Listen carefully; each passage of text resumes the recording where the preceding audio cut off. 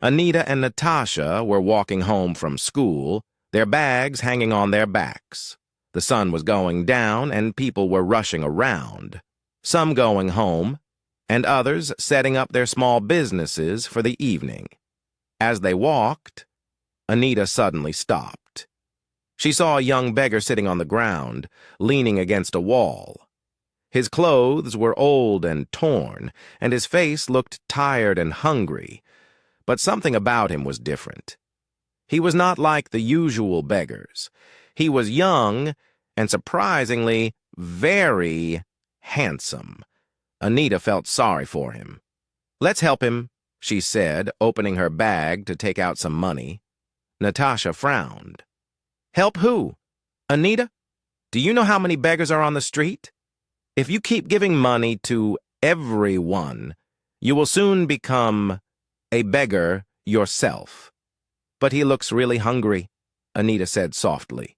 "And do we have extra money to waste?" Natasha asked.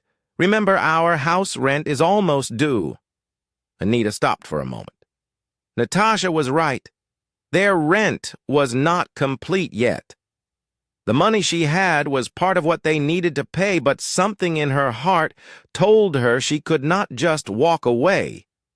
Ignoring Natasha's words, Anita bent down and put some money into the beggar's hand. "Here, buy something to eat," she said kindly. The beggar looked up at her in shock. "Thank you," he said in a weak voice. He stared at the money as if he could not believe someone had given it to him. Natasha shook her head. "You are too soft, Anita. People will use you one day." Anita smiled and stood up. "Let's go." As they continued walking, Natasha sighed loudly. "Now you don't have enough money for rent, all because you wanted to play Mother Teresa. What if that guy is just pretending?" Anita took a deep breath. "If he is pretending, that's between him and God. But if he is truly hungry, at least I helped someone today." Natasha rolled her eyes. "You are too nice. That's why people will keep taking advantage of you." Anita did not say anything. She knew Natasha was different from her. Natasha always pretended to be rich and told people that her parents lived abroad. But the truth was, her parents were in the village, just like Anita's parents. Natasha did not like people knowing the truth about her life. Anita and Natasha reached their small apartment, both feeling tired from the long day. As soon as they got inside, Natasha threw her bag on the floor and turned to Anita with a serious face. "Anita, give me your part of the rent," she said, folding her arms. Anita looked down, feeling a little nervous. "I don't have it right now," she said softly. "Don't worry, my parents will send me money next month, and I will pay you back." Natasha's eyes widened in anger. "Are you joking, Anita? I can't continue like this. Every time I'm the one helping you, saving you. And look at how foolish you are. You gave your money to a total stranger, a beggar. What if he was lying? What if he just sits there every day waiting for kind-hearted people like you to throw money at him while he does nothing?" Anita took a deep breath. "It's okay, Natasha. You don't have to talk about people like that. You don't know what he has been going through." Natasha shook her head. "I don't care, Anita. I really don't. That beggar should go and work and stop being lazy. Everybody has problems, but you don't see all of us sitting on the street begging for money." "Not everyone is as lucky as us, Natasha," Anita said. "Some people really have no choice."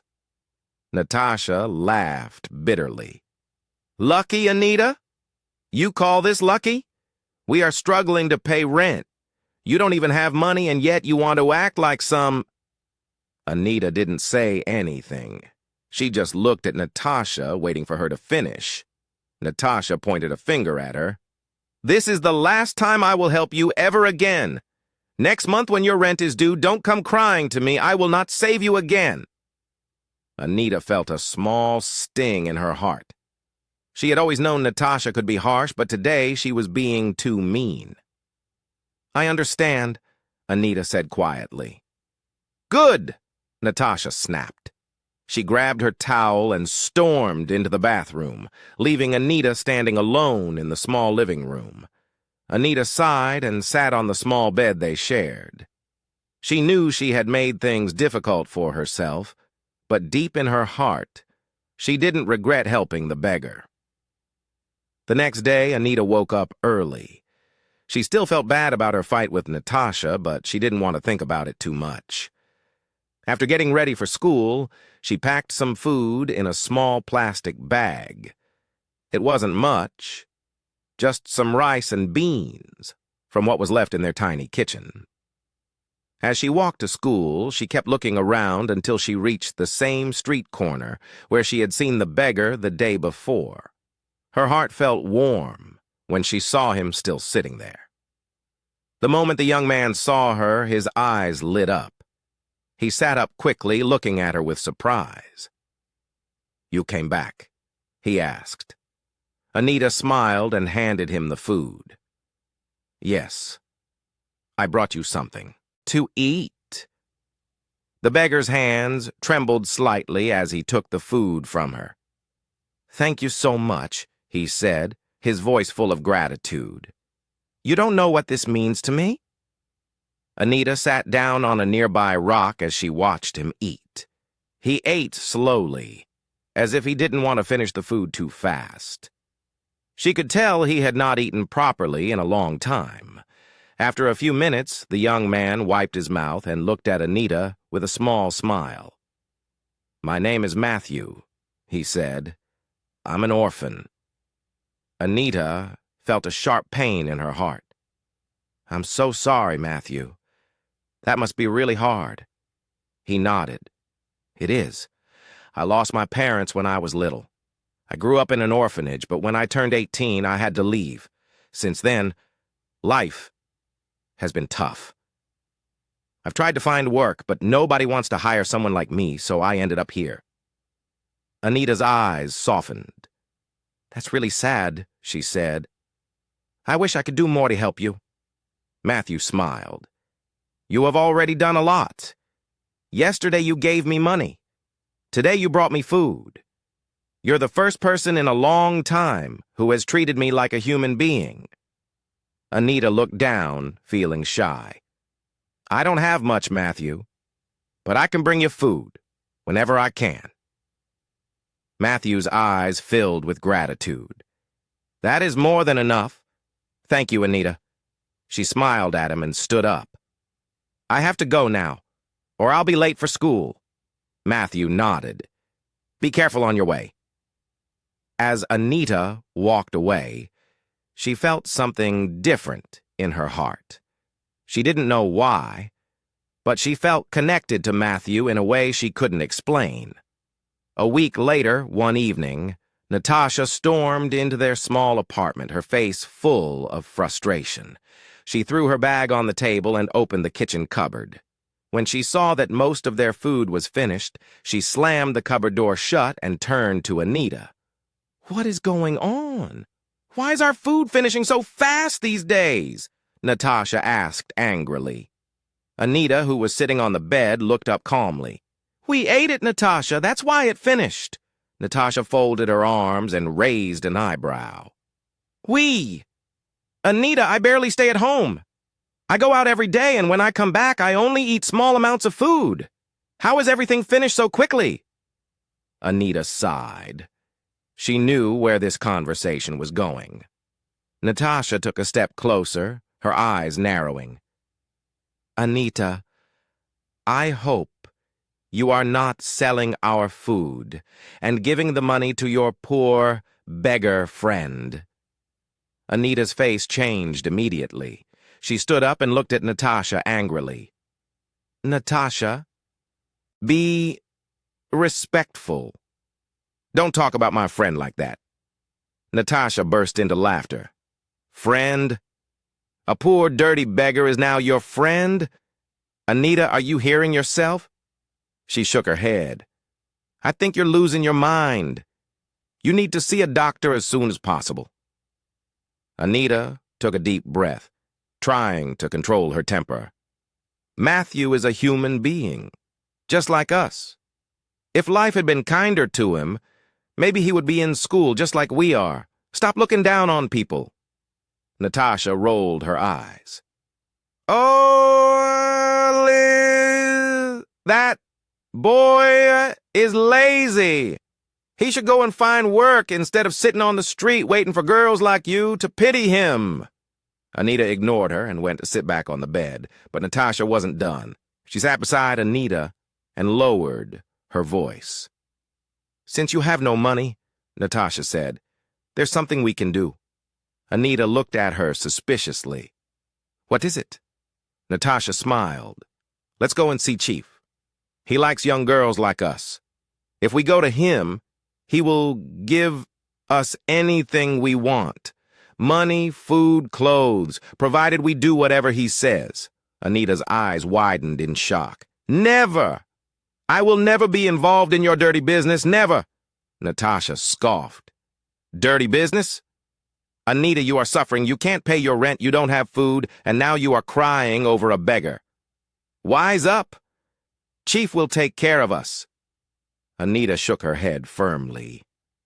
I am from a Christian home. I will keep myself for my future husband. Natasha threw her head back and laughed. Mother Mary, oh please. Anita, don't be a fool. Open your eyes.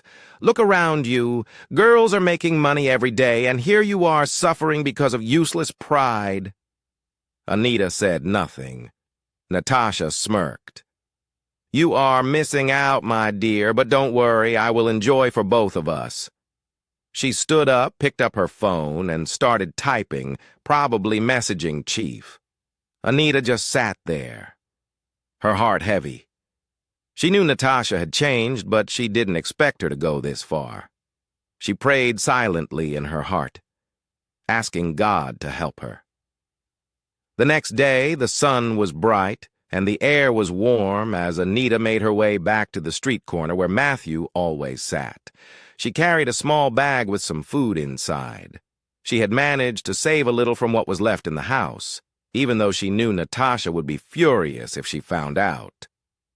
When she arrived, she saw Matthew sitting in his usual spot, looking deep in thought. The moment he saw her, his face lit up with a smile. You came back, Matthew said, sitting up straight. Anita smiled and handed him the bag of food. Of course. I told you I would bring you food whenever I can. Matthew took the food eagerly but gently, as if he was handling something precious. You don't know how much this means to me, Anita. Thank you.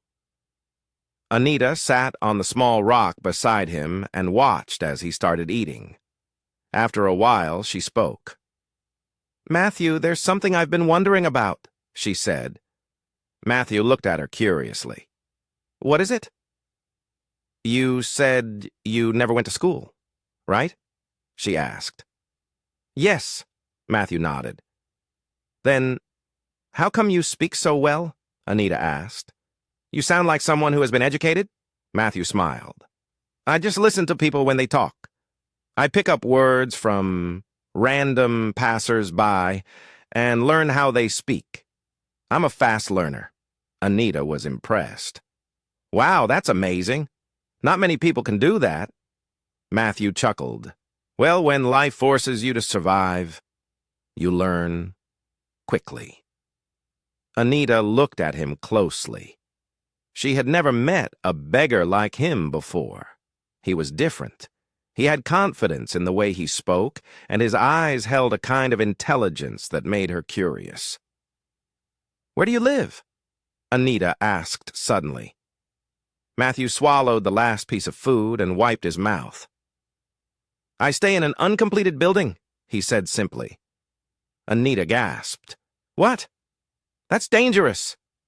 Matthew laughed. Dangerous? Don't worry about me, Anita. I'm a fighter, a warrior. No one can harm me. Anita couldn't help but laugh, too. A warrior, you say? And what battles have you fought? She teased. Matthew grinned. Plenty. I fight hunger every day. I fight the cold at night. I fight people who try to steal from me, and guess what? I always win. Anita shook her head, smiling. You are funny, Matthew. Matthew shrugged playfully. You have to be strong in this life, and if not, people will walk all over you. Anita sighed. How I wish I could help you. Matthew reached out and gently tapped her shoulder. You are already helping me, Anita. Every time you bring me food, you give me hope. That is more than enough. Anita felt a warmth in her heart. She didn't know why, but being around Matthew made her feel something she couldn't explain. He was poor, homeless, and struggling, but he had a strength that even rich people didn't have. At school, Natasha sat with two girls under a shady tree, enjoying their company as they talked. She loved moments like this, where she could make herself feel more important than she really was. You girls don't understand, Natasha said with a proud smile. I chose to be in this school. My parents wanted me to go to a private university abroad, but I refused. One of the girls gasped. You refused? Why would you do that? Natasha sighed, acting as if it was nothing. I just wanted to experience life here. I wanted to be independent. My parents were not happy about it, but in the end, they let me be. The second girl shook her head in amazement. Wow, that must have been a big decision. Natasha smiled. Of course. But don't think they abandoned me. They still take care of me. They send me money every week. I never lack anything. The two girls looked at each other with envy. You are so lucky. If my parents were rich, I would never have refused to study abroad. Natasha laughed.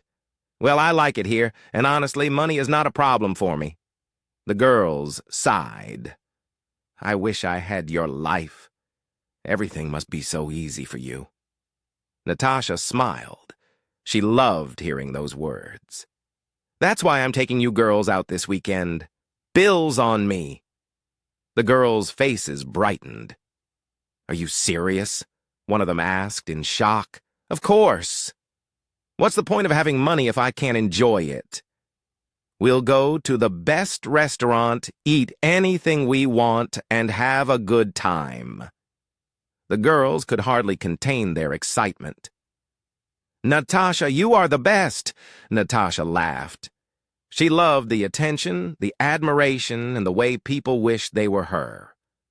2 days later, Anita could not keep her thoughts to herself anymore. She had been thinking about Matthew every day, worrying about his safety. The uncompleted building where he slept was not a proper place for anyone to stay. It was risky, open to dangers, and unsafe at night. Anita told Natasha that she didn't like where Matthew was sleeping and that she wanted him to stay with them for some time before she found a solution for him. Natasha immediately rejected the idea. She told Anita that it was none of her business where Matthew stayed. She said Anita was beginning to act like someone who was in love with the poor beggar. She told Anita that she should be tired of suffering, that her parents sent her to school to get a good job and take them out of poverty, but instead, she was busy thinking about a poor, ugly beggar. Natasha said it was bad enough that Anita was wasting her time on Matthew when she could be securing her future.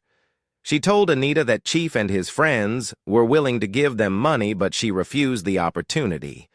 Anita told Natasha that she was talking nonsense. She said she would never go down Natasha's wayward lifestyle and that she was not falling in love with Matthew. She said even if she did, it was not Natasha's business because she owed her nothing. Anita warned Natasha to be careful with the old men she followed and to stop living a fake life. Natasha said Anita could not tell her how to live her life and that she should focus on herself.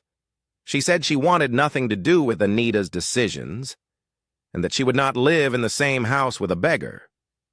Anita had already made up her mind. She was going to help Matthew, no matter what Natasha thought about it. A few days later, Matthew was in the hospital. He had been attacked by some men who tried to rob him of the little money he begged for earlier that day. They beat him up, kicked him to the ground, and left him in pain. A kind stranger found him unconscious and rushed him to the hospital. Anita heard about it and rushed to see him. She was worried. When she entered the hospital room, she saw Matthew lying on the bed, looking weak. His face had a few bruises, and his arm was bandaged. She quickly turned to the doctor. "Doctor, how is he? Will he be okay?" The doctor smiled. "Don't worry, he is fine. He only has minor injuries, but young lady, this young man needs to find a better place to stay. The streets and uncompleted buildings are not safe. If he continues living like that, things like this will keep happening." Anita turned to Matthew. "Did you hear that? You need to leave that place. It's not safe for you." Matthew sighed. "I know, Anita, but where do you expect me to go? I have nowhere." Anita took a deep breath. "Come home with me?" Matthew shook his head immediately. "No, Anita, I know Natasha will never allow it, and your room is already too small for both of you. I don't want to put you in trouble." Anita was firm. "Forget Natasha. This is my decision, and as for the space, we will manage. I can't leave you out there again. You almost lost your life. Matthew, what if next time it's worse?" Matthew looked at her unsurely. "Anita, you don't have to do this for me. You have already done enough." Anita shook her head. "I have made up my mind. You are coming home with me, and that's final." Matthew hesitated, but he saw the determination in her eyes. He knew she wouldn't take no for an answer.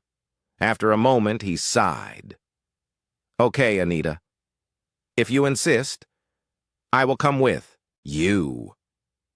Anita smiled in relief. "Good. Let's go home." Anita and Matthew finally arrived home. It was late in the evening and the streets were quiet. As they entered the small apartment, Anita felt relieved. At least for now. Matthew had a roof over his head. Just as they settled in, Anita's phone rang.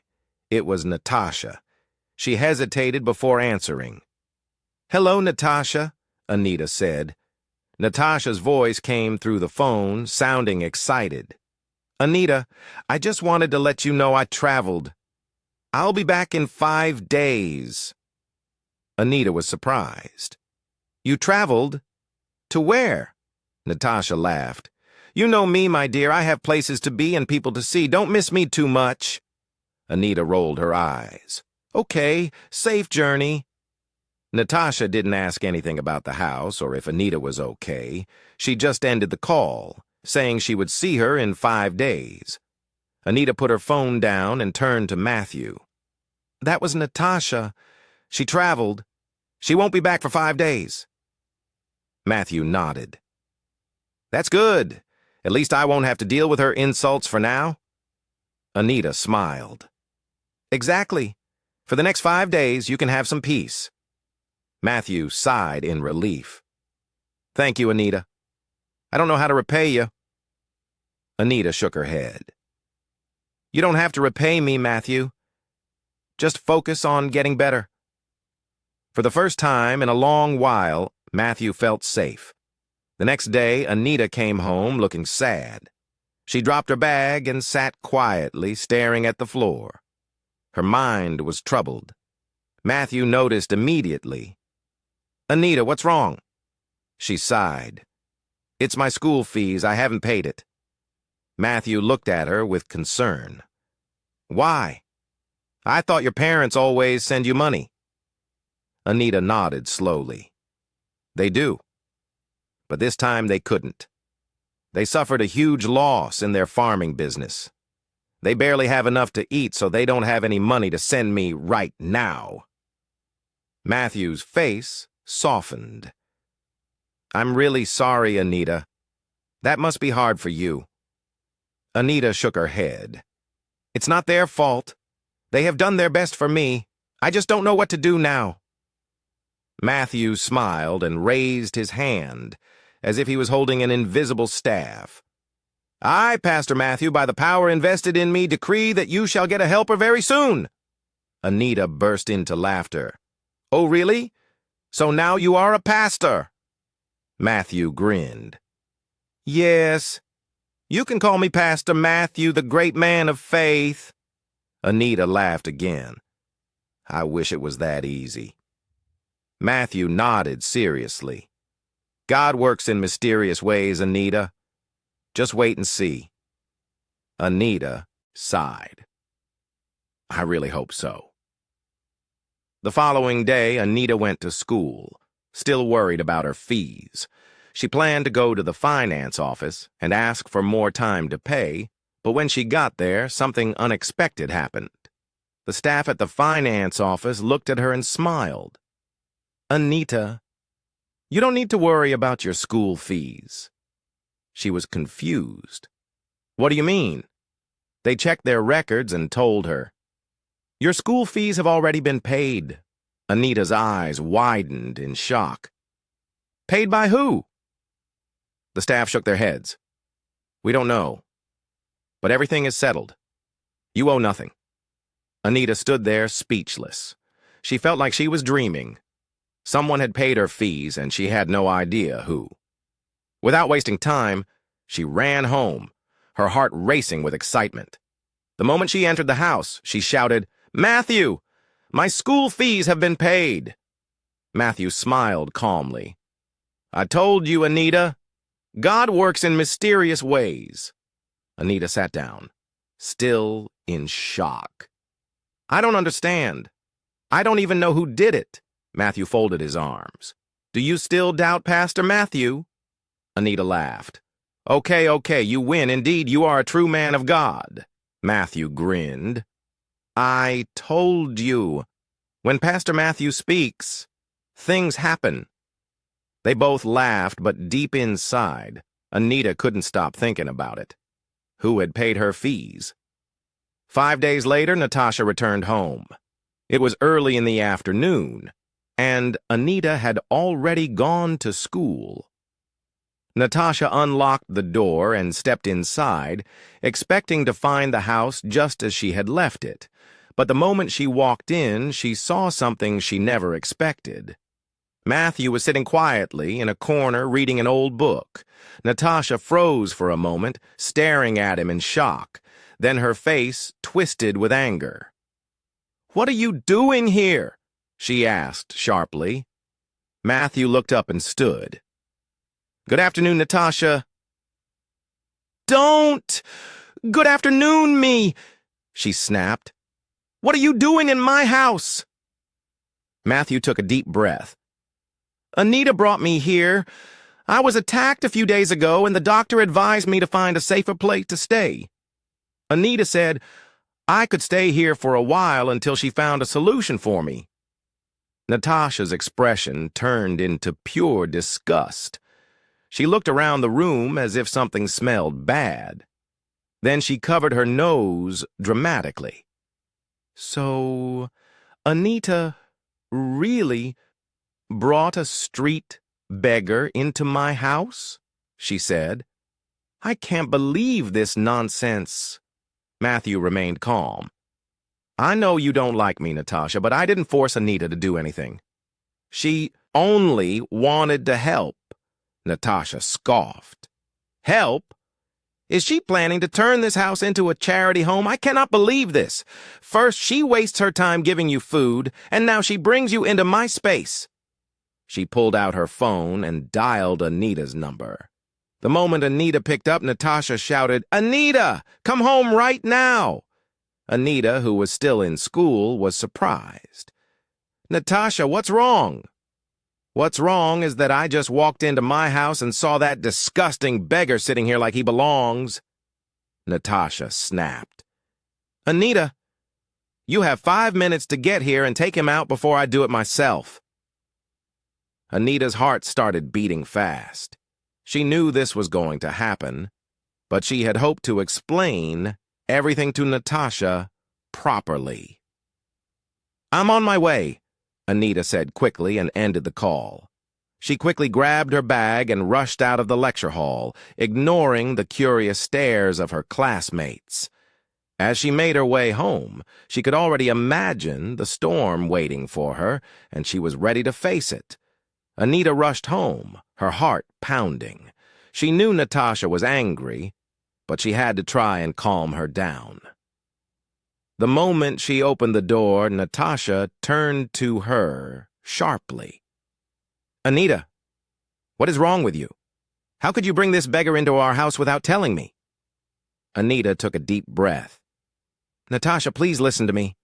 Natasha folded her arms. "Listen to what? That you've turned our home into a charity center? Do you know how embarrassing this is?" Anita stepped closer. "Natasha, I understand why you are upset, but please just think about it. Matthew has nowhere to go. He was attacked before, and if I send him back out there, what if something worse happens? I know you have a strong heart, but deep down, I also know you will not be happy with yourself if he leaves here and something terrible happens to him." Natasha sighed loudly. "Anita, I don't have time for all this emotional talk. I don't care about him. This is not our problem." Anita continued. "But Natasha, what if it was you? What if you lost everything and had nowhere to go? Wouldn't you want someone to show you kindness?" Natasha looked away for a moment. She didn't want to admit it, but Anita's words were touching something deep inside her. Natasha was silent for a moment. She looked at Matthew, who was still sitting quietly, avoiding eye contact. She sighed heavily. "It's just because of God," she finally said. Anita's heart lifted with hope. "Thank you, Natasha. Thank you so much." Natasha raised a finger. "Wait, don't celebrate yet. I give him just 1 week. He must find somewhere else to stay before then. If not, I will personally throw him back into the street." Anita nodded quickly. "I understand. 1 week is enough. Thank you, Natasha." Natasha clicked her tongue and picked up her phone, ignoring them both. Anita turned to Matthew. "You see, everything is fine now." Matthew gave her a small smile. "Thank you, Anita. I owe you everything." Anita smiled back, but deep down, she knew this 1 week was not going to be easy. 2 days later, Anita received heartbreaking news. Her father was very sick, and she was asked to come to the village immediately.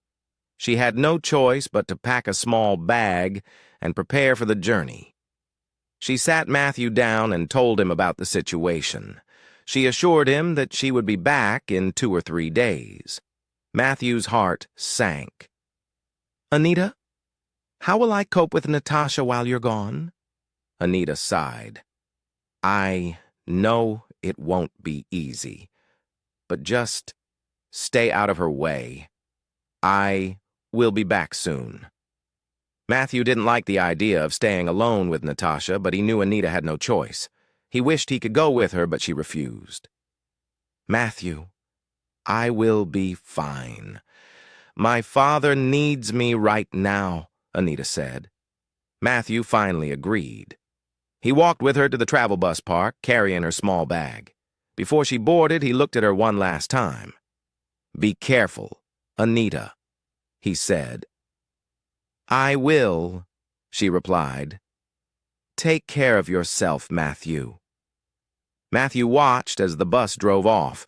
He felt uneasy, but he had no choice but to return home. When Matthew got home, he was surprised to find Natasha waiting for him with a strange smile on her face. She was leaning against the door, watching him closely. For a moment, Matthew was confused.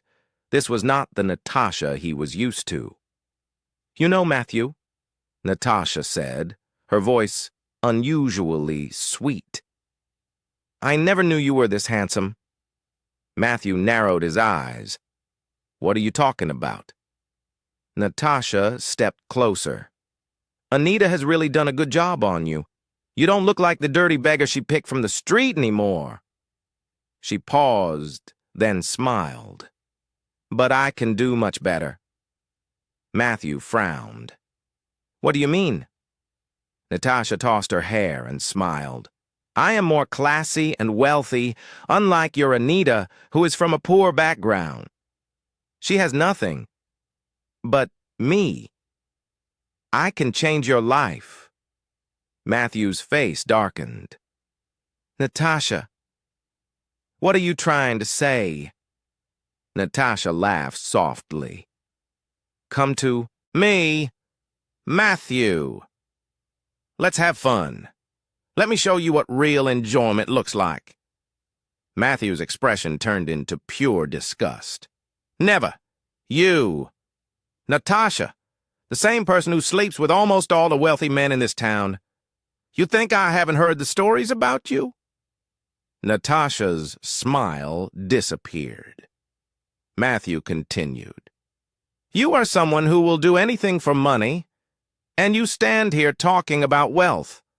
I also know your parents are very poor and struggling in the village. Stop living a fake life, Natasha." Natasha's face twisted in anger. "How dare you talk to me like that? I was only trying to help your miserable life. I was even ready to manage you, but you are too dirty and ugly for me anyway." Matthew chuckled. "I'm ugly, yet you are here, begging me to have fun with you?" Natasha's eyes burned with rage. "I know that foolish Anita told you all these things about me. I will deal with her when she returns." Matthew shook his head. "She never told me anything." "The wolves have ears," Natasha snapped. "Change your ways before you get some bad sickness one day." Natasha clenched her fists. "Enough! I've had enough of you. Get out of my house this minute." Matthew grabbed his small bag and slung it over his shoulder. "I don't care. I was leaving anyway." Without another word, he walked out, leaving Natasha standing there, breathing heavily in anger. She had lost control of the situation, and that made her furious. That night, as Anita sat outside her family's small village house, enjoying the cool evening air, her phone rang. She checked the screen and saw Matthew's name. She answered immediately. "Matthew, how are you? How is everything?" Matthew sighed. "Anita, I need to tell you something." Anita's heart skipped a beat. "What is it?" Matthew wasted no time. He told her everything, how Natasha had smiled at him strangely, how she had suddenly started calling him handsome, and how she tried to convince him to be with her instead of Anita. He repeated every word she said, including how she insulted Anita, saying she was from a poor background and not good enough for him. By the time he finished, Anita was furious. "That shameless girl! After all the things she said about you, she had the guts to try and get you for herself." Matthew sighed. "She thought I would fall for her because she claims to be rich and classy. But when I refused, she insulted me and told me to leave." Anita shook her head. "That girl has no shame, but I'm not surprised. I knew she was capable of anything." Matthew hesitated for a moment before saying, "Anita, how is your father?" Have you seen him? Anita sighed. That's what I wanted to tell you. My father was never sick. Matthew was confused. What? Anita sighed again. My parents just missed me. They wanted me to come home and see them. So they made up the story to make sure I traveled. Matthew chuckled. Wow. So you came all the way for nothing? Not for nothing, Anita said. I got to spend time with them and they are happy to see me. But I'll be coming back tomorrow. I can't stay here when Natasha is trying to turn my life upside down. That's what I wanted to talk to you about, Matthew said. You know she will throw you out the moment you return. Anita scoffed. Let her try. She can't scare me. I know you're strong, Anita, Matthew said. But listen, I found a job. Anita's mood changed instantly. What? Matthew, you found a job? Yes, Matthew said proudly. I am now working as a security man for an old couple. They are kind people, and they even gave me the boys' quarters at the back of their house to stay in. Anita's face lit up with joy. Matthew, this is amazing news. Finally, you have a job. Wait, there's more, Matthew said, sounding excited. Guess what? What? Anita asked, eager to hear. I told them about you. I explained my situation and everything you have done for me, and guess what? They agreed that you can come and stay with me. Anita gasped. Are you serious? Yes. They said you seem like a good person, and they are willing to let you stay, so when you come back, you don't have to worry about Natasha throwing you out. Anita felt tears of joy in her eyes. Matthew, this is the best news I've heard in a long time. I can't wait to come back so we can celebrate. Matthew laughed. You better come quickly before Natasha burns all your clothes. In anger. Anita laughed, too, feeling happier than she had in days. She had left the city with nothing but worries, but now she was returning with a fresh start. Anita arrived home early in the afternoon, her heart pounding in her chest. She had made up her mind. She was leaving Natasha's house for good. She knew there was no need for an argument or explanation. Natasha had already shown her true colors, and Anita had no intention of begging for a place where she was no longer welcome. The apartment was quiet when she entered. Natasha was not around, which was a relief. Without wasting time. Anita quickly gathered her few belongings, folding her clothes neatly into her small travel bag. She took a deep breath, looked around the room one last time, and then quietly walked out, shutting the door behind her. She knew that once Natasha found out she had left, she would be furious. But Anita no longer cared. Her life was moving forward, and Natasha was now just part of her past. When Anita arrived at Matthew's new workplace, she stopped in shock. The house in front of her was not just big, it was a mansion.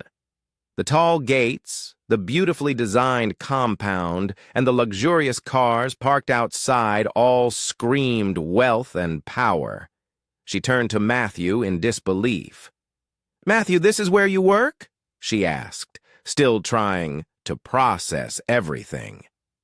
Matthew smiled. Yes, Anita. Anita shook her head. How did this happen? Just a few days ago, you were struggling to find a place to sleep, and now you're working in a place like this? Matthew chuckled. Let me tell you what happened. He took a deep breath and explained. The day Natasha chased me out, I was walking on the road with nowhere to go. I was tired, hungry, and frustrated. I sat in a corner crying, not knowing what to do. Then a car stopped in front of me. A man stepped out and asked me why I was crying. Anita listened attentively. Matthew continued. I told him everything. how I lost my parents, how I had been struggling on the streets, how Anita took me in, and how Natasha eventually threw me out. The man listened to me patiently and then asked me a simple question.